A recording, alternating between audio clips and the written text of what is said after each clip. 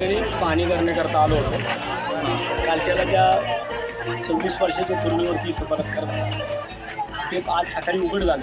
त्याच्यानंतर मग मी आज इथं आलो पाहिला। इथं आल्यानंतर पाहिलं तर सगळा सुरक्षा कर्मचाऱ्यांचा गलथान कारभार आहे। आणि इथं जर आपण पाहिलं तर सुरक्षा जो स्वारगेट एस टी आगार आहे ह्याच्या अगदी शेवटच्या टोकाला आपण आलो। आणि विशेष इथं येताना सुरक्षा केबिनच्या समोर यावं लागते। आणि ह्या एस टीमध्ये आज अक्षरशः लॉजिंग झालं आहे।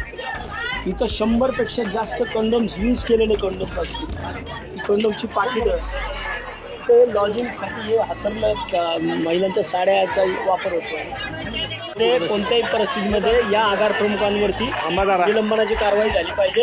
आणि इथल्या सुरक्षा अधिकारी जो आहे तो सुरक्षा अधिकारी इथले सुरक्षा कर्मचारी यांच्यावरती निलंबनाची कारवाई झाली पाहिजे। नाही तर याच्याही पेक्षा तीव्र आंदोलन शिवसेनेच्या माध्यमातून करण्यात येईल। महिलांना